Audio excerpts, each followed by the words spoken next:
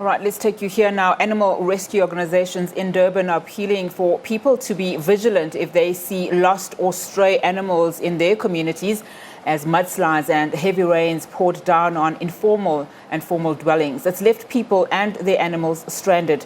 Animal Rescue Neeri Naidoo is with the Phoenix Animal Care and Treatment PACT. The organization has been busy rescuing animals lost in the floods and finding foster homes for pets whose families have lost everything. For more on this, we're now joined by liaison officer for the National Council of SPCA, Wrolien Rabie. A very good afternoon to you, Wrolien. Thank you so much for your time.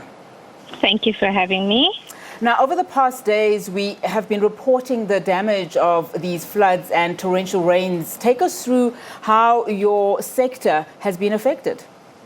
All right, at the moment we're experiencing very high call volumes. We've gone through and we've seen that a lot of the areas in the KZN have been affected, not only, as you've said, for the human life, but the animal lives as well, where a lot of animals have washed away.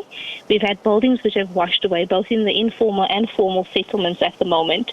So we're still having day calls. There was one area where there was a puppy that was stuck in between a bridge. It took 3 days to try and rescue. So it's the floods have not only affected domestic animals, but we have the farm animals as well as our wildlife that's also been affected by it. We have hawking sites as well that have been affected. So it's affected both the people's livelihoods as well, hey? So we're trying our best now just to try and assist all the SPCAs in the area, trying to assist people who might not have the means to look after themselves, let alone their animals, and are in need of a safe haven for their animals. I mean, have you dealt with a situation of this magnitude where people actually have to part with their animals because they themselves don't have any shelter? I mean, and how does it work, if they come out of this, with just a semblance of dignity and hopefully a permanent structure? Do they get reunited with their animals? Talk to us about what really happens in a situation like this. All right. So with the situations like this, what we do is we try our best to help people, It depends on, some people would find the means that they might be able to have to relocate. A lot of people have come through and said they would have to relocate. They cannot restart here. And they'd rather have the animal given a second chance. So what happens in a lot of the SPCAs and shelters is they try and find them new homes as well. So they have the option of giving up the animal, or we have boarding as well. Boarding facilities are available at your SPCAs for a temporary solution, because you might find in areas where there's possibility where you could rebuild.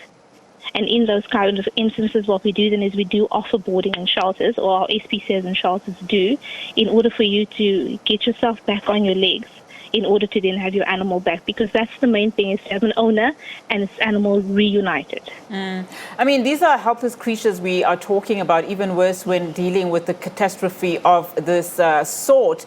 How are your shelters dealing with this at the moment? How is it looking like there?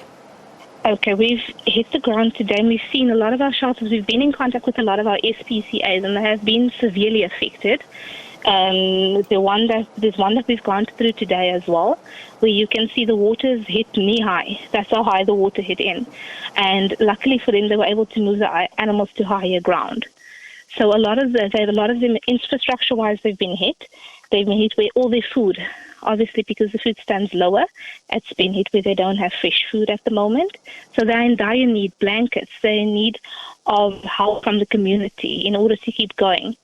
A lot of them have had infrastructural damage as well, unfortunately. At the moment, are your teams still on the ground? I mean, with some of the roads being severely affected, how are you maneuvering? Are you using the use and the help of the SANDF and other rescue teams that have been deployed?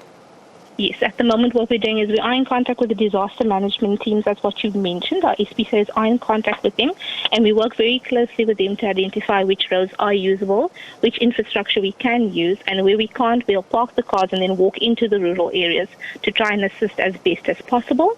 We also are in close contact with the chief and Nyangas in the different villages. So it also helps them, because we have the contacts we've built over the years as the SPCA. We're able then to communicate, and if there is an animal which is suffering in their area, they know then they can contact us to come through and assist as best as we possibly can in the situation. All right, Ms. Rabie, thank you so much for your time this afternoon. Really do appreciate it. It's no problem at all. Thank you right. so much for having us. Thank you. That is the National Council of the SPCA.